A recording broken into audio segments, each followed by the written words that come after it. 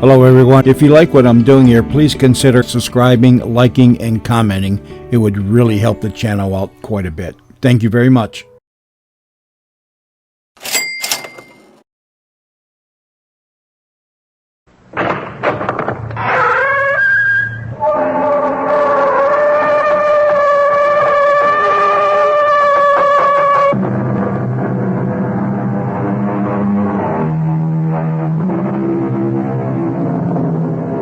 Come in. Welcome. I'm E.G. Marshall. It is said that fine feathers do not make fine birds. It is also claimed that you cannot judge a book by its cover. Unfortunately, both these trenchant observations have been consigned to the limbo of wise sayings that are constantly being disregarded. Birds, books, and even people are always being judged by their appearance. The sad truth is that the overwhelming majority of us will choose a beautiful fool over a homely philosopher. Well, that's life. And sometimes that's death. Our mystery drama, The Rape of the Maia, was written especially for the Mystery Theater by Sam Dan and stars Arnold Stang and Norman Rose.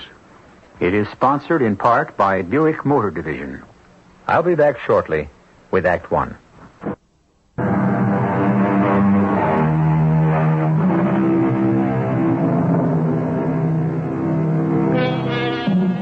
Beware, said Henry David Thoreau, of all enterprises that require new clothes. That was all very well for Henry T., who liked to live single-o at Walden Pond, where he could commune with frogs and flowers and field mice.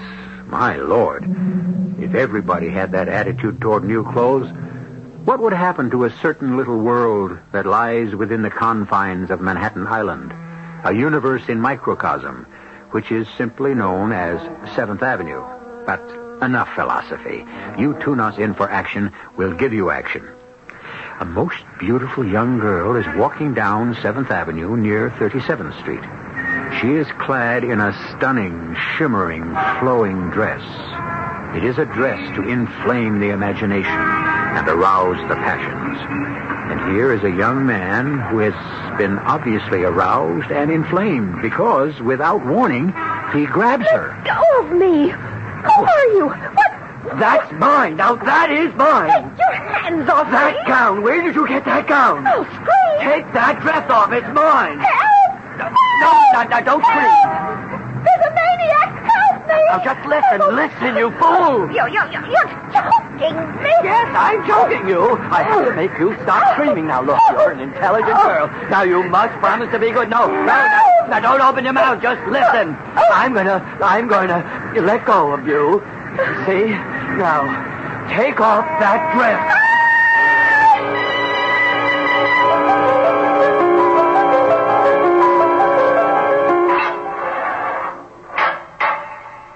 Thank you, officer. I shall call when I require your services again. I'll kill him. I'll destroy him utterly. Vaughn, it's too early in the morning to talk about killing. He stole the Maia. He stole the Maia. All right, so he stole the Maia. Oh, sure, you can say, all right. Is the Maia your inspired vision? Was the Maia distilled from your blood? You fat Philistine. I'm trying to lose weight. I shall assassinate that depraved thief. You'll be out of here by lunchtime. I'll let out his heart's blood. Now, Vaughn, we have to get back to work. The show is in 13 days. I need another design. Morris. How can you speak of new designs? I lie here violated, ravaged, distraught. Give me something I can produce for $49.95. Leave me, Morris, with my grief. A simple little frock with a collar. Vaughn, what do you think about a collar? Oh, that viper. I allowed him to sit at my feet, basking in the rays of my creativity. I got it. Let's bring back the Peter Pan collar. And that infamous wretch plunges a poisoned dagger into my back. Vaughn, listen to me. The reason you're getting off easy, I saw that girl's father last night. I thought if I would explain to him about the Maia... The rape of the Maia. How you designed this gorgeous dress, and for only $39.95. Be my witness, Myers.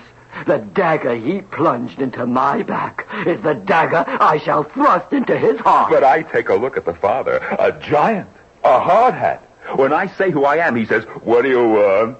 I'm telling you, if looks could kill, I'd be a corpse. To design the Maia. Maia, daughter of Atlas and Diana. I was inspired by the ancient gods themselves. But I explained to him how you created such a masterpiece and had it stolen from you by your best friend, who turns around and sells it to another manufacturer. Why, this big giant, you know what? He just sat down and cried. Through the heart, through his false, perfidious heart, I shall stab him. So, no charges, everything's fixed. I shall rid the world of an abomination that calls itself Perry Fullerton. You come right back to work this afternoon. I shall never take pencil in hand again. Leave me with my grief. All right. God! You know, Vaughn, when I heard that you were arrested for attacking a girl, well, how could I believe it?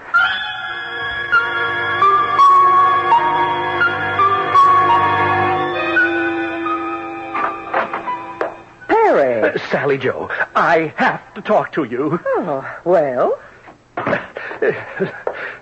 Sally Joe, I'm in trouble. Oh, I'm sorry to hear that, sugar. What I mean is real trouble. Oh, I'm genuinely sorry to hear that. Oh, it's a bad scene. It's total trouble. Oh, Perry, honey. Have you seen Adrian? Adrian? Yes, if Adrian finds me, Perry, sugar, now why should you be scared? I need $500, like right now. But you got $500. You took that adorable little Maia dress over to the man at Personality Frocks, and he gave you $500 in nice new bills. He did. Well, then you have the $500. Well, Well, what? He don't have the 500.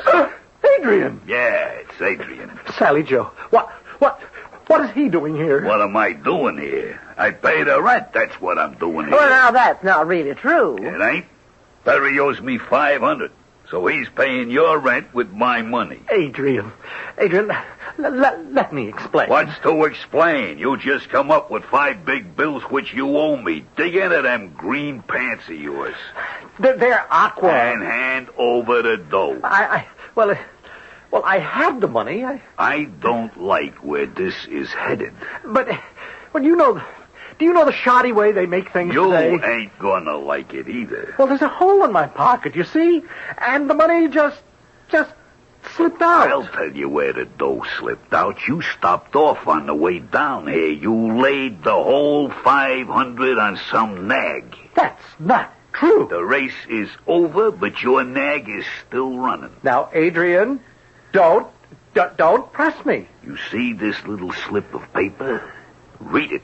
Nobody pushes me around. Everybody pushes you around, punk. Read what it says on the paper. Maia, 500 PF. Well? That's your marker. You put 500 on her nose and she come in dead last. Maia, how could a horse named Maia lose? Vaughn and I designed a gown called Maia. Vaughn and you? Oh, now, sugar. Oh, you're always trying to put me down, Sally. Vaughn warned me about you. Shut up. She's on your side. She showed you how to raise 500 by stealing the dress design. But the natural-born sucker like you can't pass by a betting parlor or a bookie. You must have dropped the whole 500. I told you there was a hole in my pocket. The money burned the hole in it. You treat yourself pretty good on my dough, don't you? Punk. You must have paid $50-$60 for that red shirt. It's pink. Flamingo pink. You don't make a sucker out of me. Adrian, sugar, you're raising your voice. This punk, I'm gonna kill him. That won't get you your $500. It'll get me something else. Satisfaction. Adrian, you can't afford to kill a person just for satisfaction. Why not? Why can't a guy do something just because he wants to? I'm human. I got needs. Adrian. Hey, now, you've got to fold up that knife. Adrian. You don't want to kill me. But I do. I'll pay you. You ain't never gonna pay me. No, but I will. I swear I will. You had the money. I know. And on the way down here, Well, I heard about a good thing in the 5th at Starlight Park at 8-1. Oh, his name was Clothes Horse. Can you imagine? Clothes Horse, and I'm a designer. You're an assistant designer. So, I thought, well, I'd have enough to pay you back plus. Clothes Horse. Oh, if you were me, wouldn't you bet your life on Clothes Horse? Do you know what you are? You are a hunch better. Oh, yes, indeed. I am a hunch better. You know what happens to hunch betters? They die broke, you understand? Oh, yes, indeed, I do. They die broke. So, as long as you're broke, why shouldn't you die now? No, I swear to you, Adrian, I'll get that money. I'll pay you back. Only please don't kill me. Oh, I don't know. How can a soft-hearted guy like me expect to get anywhere in this world? Oh, believe me, Adrian. Yeah, forget what you hear. Nice guys do finish first. So, I ain't gonna kill you. Oh, and you won't regret it. I'll pay you back every cent. But just to make sure you remember, I'm gonna carve a little mark. No, you keep away. On the right side of that chin of yours. Adrian, no, I won't. Don't try to fight him, Perry. Now, don't. Let go of my arm, punk. No, I won't let you kick me. I said let go. No, don't kill him. Hold still, you're getting off tape.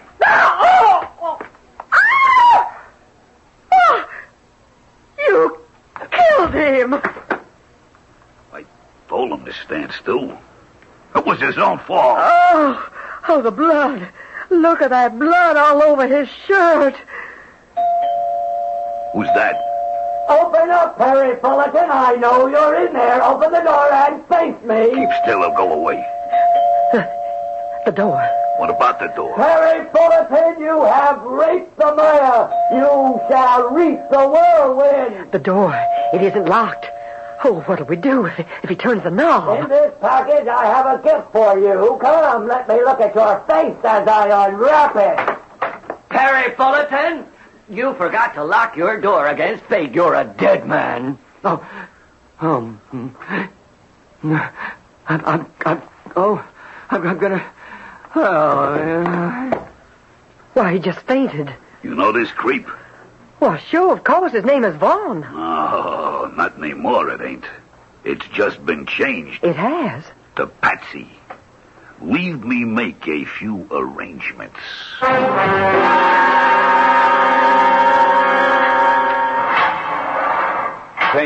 Thank you, officer. Tell me, isn't this where I came in? Vaughn, you know what they say. They say you killed him. Yes. The door was open. A neighbor passed by. They say you were lying there, unconscious, on the floor next to him. Yes. The knife with the switchblade, with blood on it, was in your hand. Yes. They say you had the motive.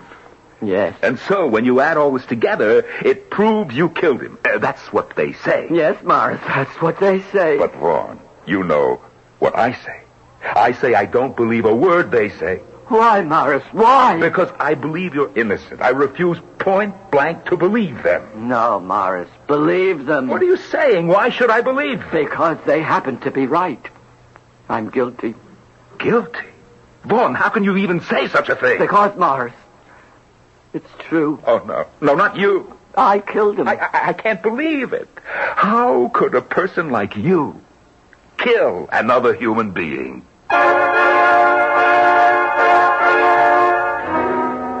What a pointed and pertinent question. How could Vaughn have done it? Especially since we were present and know full well how matters went. The usual procedure is for the guilty to claim innocence. Here, on the other hand, is an innocent who claims guilt. Well, that's why we have a second act, so we can turn the screw even tighter.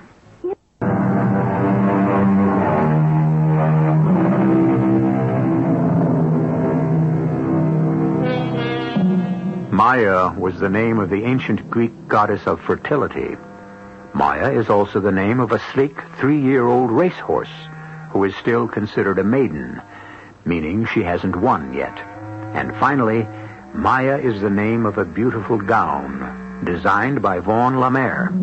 Well, the goddess named Maia inspired the gown, but But the racehorse named Maia inspired a losing bet, which produced a chain of circumstances, the latest link of which finds our poor Vaughn Lamare in prison, charged with murder. A nut you probably are, but a murderer? Definitely not. Oh, how little we know the inner heart of another human being. Don't start up with me, Vaughn. I know you. Oh, Morris, like Diogenes, you seek so desperately for the minuscule speck of what is good in man. Did you kill him? Did I kill him? Say yes or no. Yes. I don't believe it. Look me in the eye and say yes. Yes. I still don't believe it. Why? Why won't you believe Will it? you stop being stubborn? You want to sit in the electric chair? You didn't kill him, and that's all there is to it. Morris, accept reality. You talk to me about reality. Oh, poor Morris, the eternal optimist. You so desperately want to believe in the essential goodness of man, but man is evil. The flesh is wicked. I have the brand of Cain, the murderer's mark. What are you talking about? How could you kill anybody? You faint at the sight of blood. Yes, that's true. But you don't see the blood until afterward. Okay, Mr. Wise Guy. Wind up in the chair with the wires and the metal cap. I decided to kill him. I purchased the knife. I went to the apartment, and I killed him. You must accept it, Morris. No. Oh, poor Morris. Poor, loyal, loving Morris. You mean you killed him? You really actually killed him? Now, please, you mustn't feel so badly. I'll get you a lawyer. No, please, Morris, not your son-in-law. Sheldon's a wonderful lawyer. I don't want a wonderful lawyer. Why not? He might get me acquitted. That would be bad? I'm guilty. I must pay for my crime. Vaughn, is there anything you need? Solitude. I must compose the speech. What speech? When the judge will say, Vaughn Lemire, do you have anything to say before sentence is passed upon you? I intend to be ready. Yeah. I tell you, Vaughn, after they made you, they threw away the model.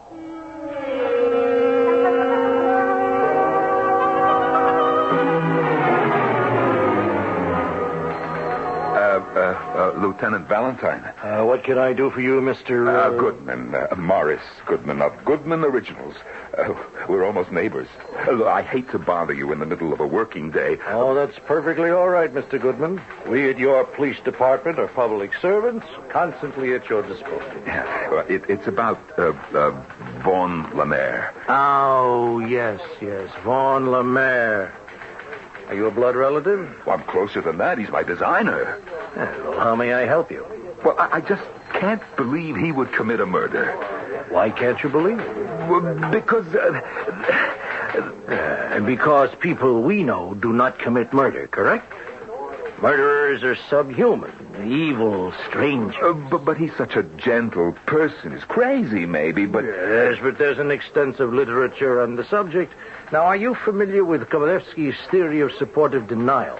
Yeah, no, I'm not sure. Well, in a situation where the accused is an outwardly gentle, law-abiding person who does not fulfill the normal stereotype of the psychotic with homicidal tendencies, his immediate personal community will weave a protective web Yes, about... I think I understand. Yes, to protect the murderer, yes, but also to protect their own emotional investment in him. Yes, but even so... Well, our faith in a cause and a belief in another human being dies hard.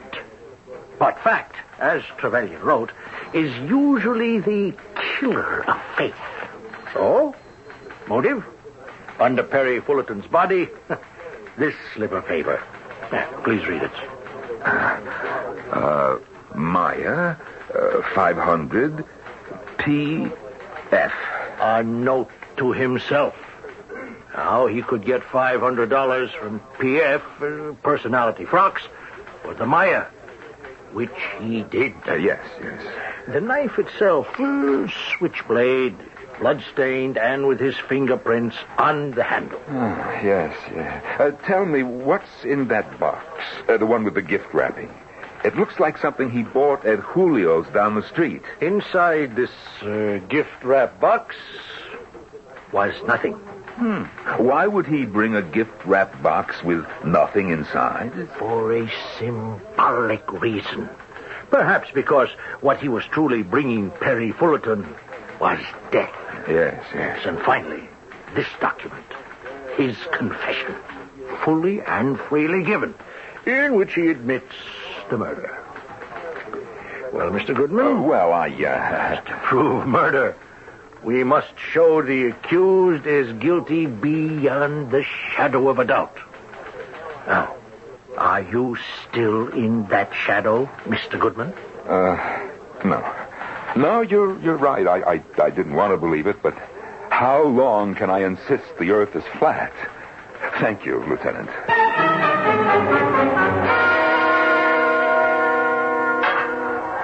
Thank you, officer. Morris! I came over as fast as I could. Now, what is the matter, Vaughn? You're so excited. Morris, I'm being framed. For what? For murder.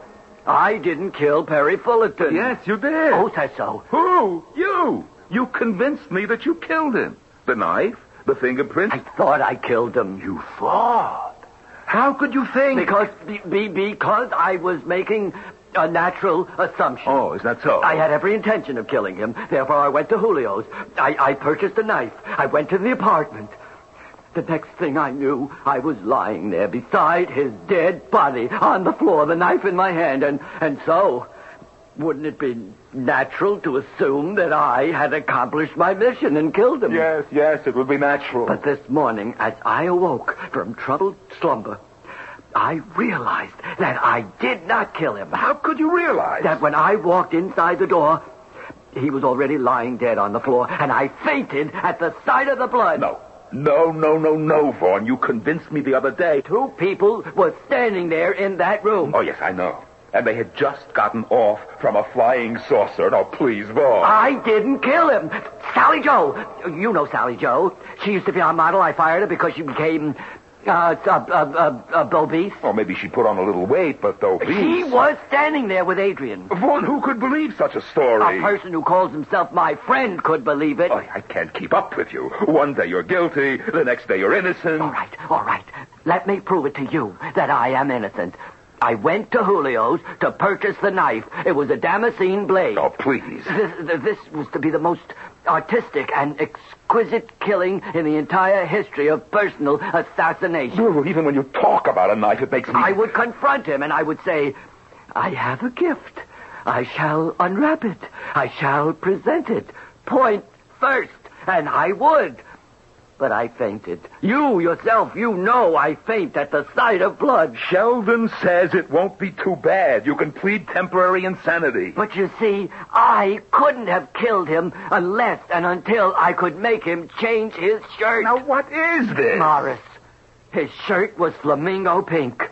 His blood was bright red. Well, truthfully, the sight of that atrocious clash in colors is what made me pass out. But as you said yourself, the blood you don't see till afterwards. No, Morris, not I.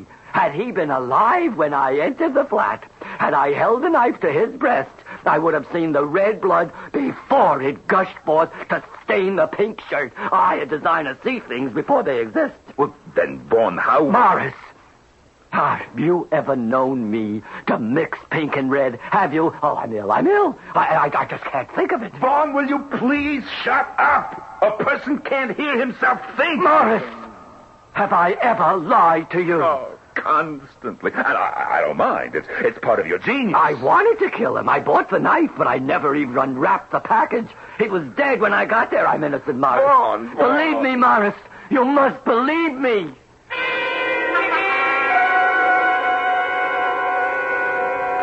I understand, Mr. Goodman, and there is also an extensive literature on that subject. Is that so, Lieutenant? Have you read Feuerbacher on immaculate cancellation? Well, I couldn't be sure. Unwilling to face the fact of murder, the worst of crimes, the subject will cancel the memory and thus cleanse himself of guilt. What you're saying is he's telling a lie. Because he cannot face the enormity of the deed. One thing he said made sense. He couldn't stab a man who was wearing a bright pink shirt. The colors would clash. You're saying he wouldn't violate his artistic principles? Yes, that's what I'm saying. Why not? He was willing to violate his moral ones. But I believe him. here is the knife with his fingerprint. I know, but yet he says he brought it there in that box and never even took it out. Fingerprints, blood stains. These are the facts which tell us otherwise. The knife. Now, wait. It's a switchblade knife, no? Yes. It's not what you would call highly artistic. No, but you would call it highly effective. This? This is the knife he bought? Why not? It's good enough to do the job.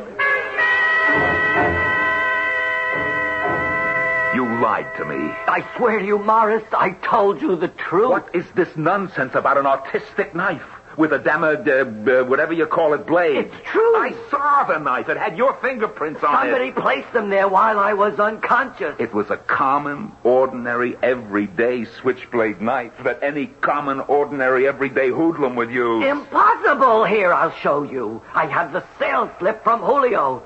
Well, I don't have it with me. They took everything out of my pocket. Vaughn, please, you should really tell me the truth. But it's true. Ask Julio. He'll tell you. Just ask Julio.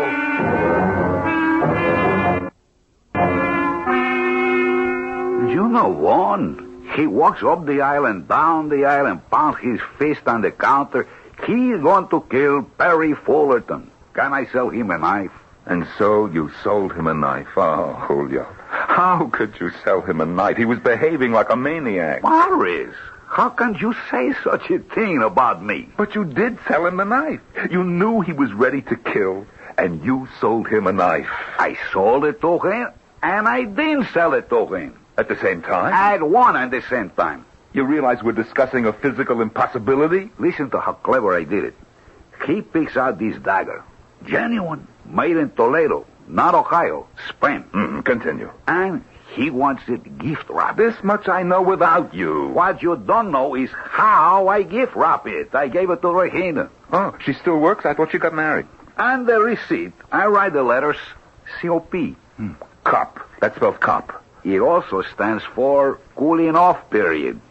When I sell an angry person a weapon, I make sure he don't walk out of the store with it so he can commit murder on the spot. So what do? I give the signal to Regina not to put it in the box. So she gift wraps an empty package. A day or two later, the customer comes back, but he ain't angry enough to kill anybody anymore. So what you're telling me is he walked out of here without the knife. A great idea, Morris, no? So he never used it to kill Perry. How could he use it to kill Perry? Still in the store. Then he was telling me the truth. He didn't kill Perry. But how is such a thing possible?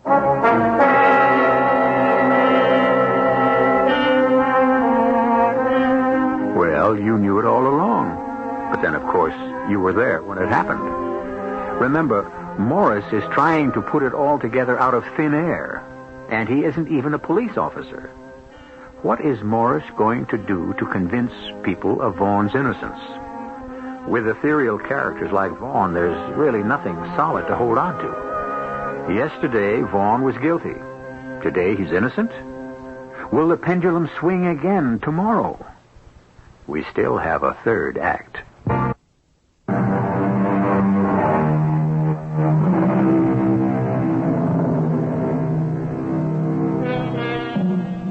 Perry Fullerton cheated two people. He stole a design from Vaughn Lemaire, and he welched on a bet he owed to bookmaker Adrian Smollett.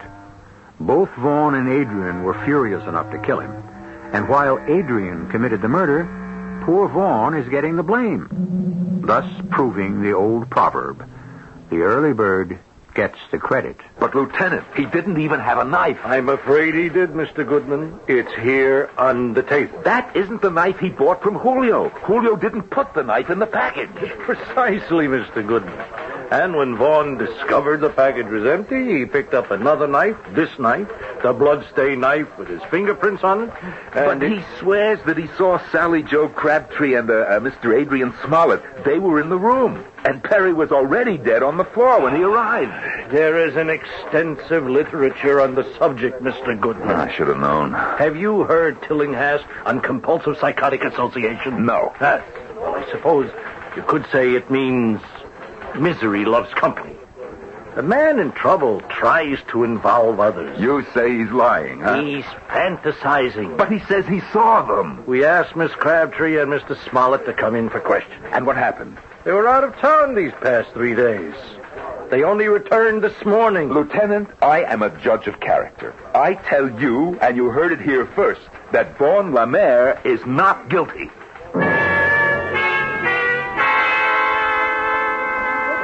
Morris. Hello, Julio. Morris, when a man eats lunch, he should have a smile on his face. With this weight on my heart, how can I have a smile on my face? Vaughn? Julio, he was like a son to me. He was a good designer. I say that much for him. What do you mean was? You talk like he's dead. They're going to put him away, Morris. He's open and close. While there is life, there's hope. But is that enough? Hey, listen. Do you want to bet on a horse? Did I ever bet on a horse in my life? You things, Morris. That's the secret of keeping young. This is a horse you, in particular, should bet on. Be good enough to explain why I should violate the principles of a lifetime. Because of the horse's name. Yes? This horse is called Maia. M-A-I-A. Hey, that was the name of Vaughn's design. There's a horse called Maia also. I never heard of him. I think he's a horse. You mean lady horses also run? Along with the men? That's why I understand. Huh, only in America? No, Puerto Rico too. A horse called Maia. I can't get over it. Rakina, she read the papers a lot. I always said she was an intelligent girl. She read the one ads to find a job for her husband. The actor. The one ads are near the racing pages. And there, she sees a horse named Maia. He's going to race at Southern Gardens. I never heard of it. Me neither. He's somewhere in Louisiana. Maia is also a racehorse. What? Well, right now it's only aha. Maybe later, it'll be something else.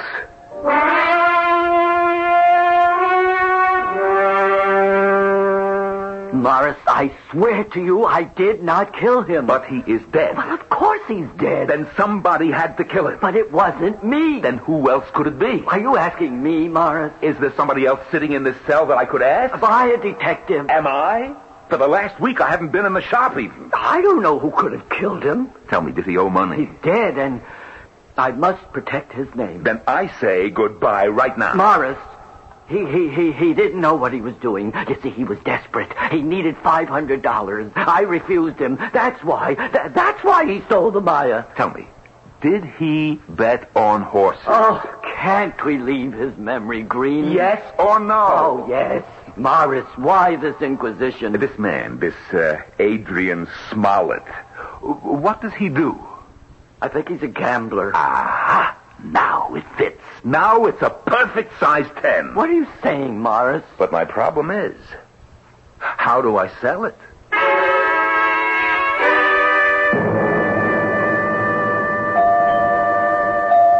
Be right with you, sugar. Oh, it's Morris. May I come in? Well, certainly, Morris. Well, it's a very nice-looking place. Well, thank you, Morris. I haven't had a chance yet to say how sorry I am about Perry. After all, you and Perry... Thank you again, Morris. You're so sweet. I wonder, could you do me a small favor? Well, I'd be delighted, Morris. Well, you see, this is something new to me. Well, you sound like a man who's going to attempt something naughty. Oh, well, Sally Joe, for me it would be naughty. I think I want to bet on a horse. Morris. Well, shouldn't a man have some fun from life? Well, absolutely. I was reading in the papers, and I saw the name of a horse. It runs somewhere, I don't know, way down in the south. Oh, honey, they're the best. A horse named, I can't get over it. Could you believe the name of this horse? Well, sugar, I'd have to know it first, wouldn't I? Maia. Maia. But that's... That's what? Oh, nothing. It's just a coincidence. Isn't it? True, it was stolen. No, let us not say that. He's dead, poor Perry. Let him rest. Anyhow, it was Vaughn's greatest design. And now I see a horse named Maia. Isn't this fate? Let me see the paper, Sugar. Oh, yeah, here she is at Southern Gardens. Oh, my goodness, she's running at 32 to 1. Is that a fact? So let me see now. For $500... $500? I should get back $16,000. Well, it'll make up a little bit for what we lost on the Maia. You want to bet $500? Is it too small a bet? Oh, no. I think it's just fine. I was wondering if you could do me a favor. Oh, yes, of course, a favor. Well, you see, I don't know any bookmakers. I mean, after all. Oh, I understand. So I was wondering if you... Well, certainly. You want me to call one? On the telephone? It's like a taxi cab. Oh, well, it's the easiest thing doing. You just pick up the phone and there you get right through. Now, you hold on just a minute.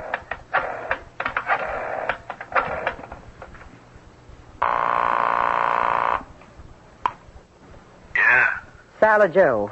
A gentleman's here. Wants to place a little bet. a chump. 18 carat. Good for the dough. A very solid individual. Put 'em on. Morris? Oh, yes, thank you. Hello? With whom am I speaking? That don't matter. Just say your piece. Oh, there's a horse called Maia. Running into fifth at Southern Gardens, 32 to 1 and carrying 106 pounds. How much you want? Will $500 be all right? To win? Of course, to win. What then, to lose? Both times in 10 minutes. 500 on Maia. What's your initials? Morris Goodman, MG. Stay near that phone. I'll call you back.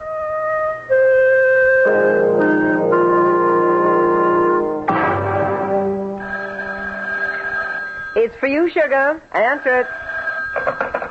Hello, Morris Goodman speaking. She run out of the money. What does that mean? It means you lose. Oh. It also means you gotta pay me 5 big bills. Yeah, I understand. You got it on you? Would I bet if I didn't? You are a man in a million. Stay there. I'll be right over.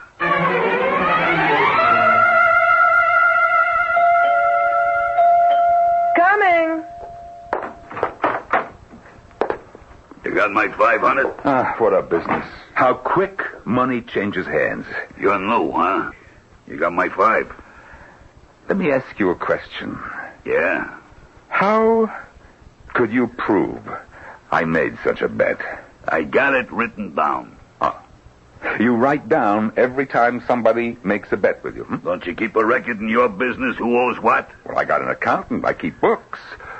What have you got? I got slips. Slips? Slips of paper. Ah. Do you deny you made the bet? Oh, no, I made it. Then hand over my 5. Could I see my slip first? What do you want it for? Oh, a souvenir. Okay. Yeah. Maia, 500 MG. Huh. It's an expensive slip of paper. Yeah. Come on, Morris. Hand over my dough. You are under arrest, Adrian. What? Sugar. What kind of joke? It's no joke. I'm serious. You chump. Did you ring in a cop on me? Sugar, it's Morris Goodman. I am making what is known as a citizen's arrest. Any citizen is Listen, empowered I don't like this. Give me my dough or you're going to like it a lot less. I am arresting you for the murder of Perry Fullerton. Hey, wait a minute. Now, you want to be careful, Mr. Goodman. Listen, Morris, I can take a joke. You were here and you killed him. You're crazy. Vaughn says he saw both of you here. Why shouldn't he say that? It's his word against ours. We were in Atlantic City. Well, you make sure you can prove it. Where did you stay, huh? With whom? Have you got receipts, tickets? I think I'm going to have to take care of this chump.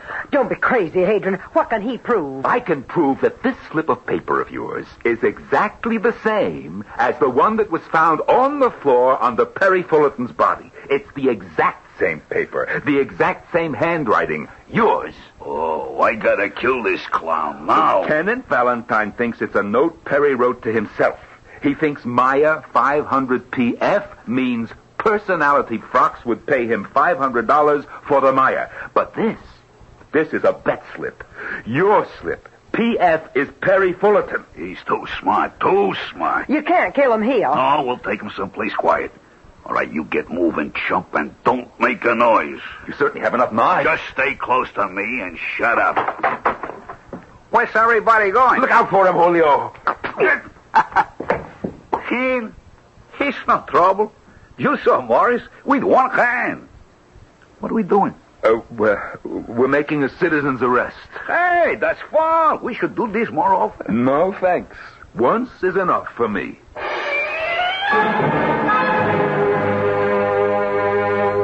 Lieutenant, how fast can I get Vaughn out? He has to get back to work. Oh, the papers won't take more than half an hour. Our fall showing is less than a week away. Tell me, Mr. Goodman, how were you able to perceive the salient facts? How could you, in the face of all this apparent evidence, believe that Vaughn was innocent? Well, Lieutenant, how could he mix red with pink? There must have been something else. Well, Lieutenant, there's an extensive literature written on the subject. Have you ever heard the poem that says, "Let me clasp his hand and call him friend, and I'll stand by his side till the bitter end"?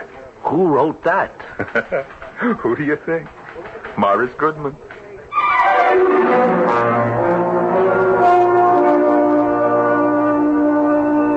This has been a story of friends. Friends who were loyal and friends who were false. Friends. They make living possible, but also can make living impossible. The book tells us that a faithful friend is the medicine of life. And while medicines cure, they can also kill. Friends. For better, for worse, who can do without them? Since we cannot do without you, I shall be back in just a few moments.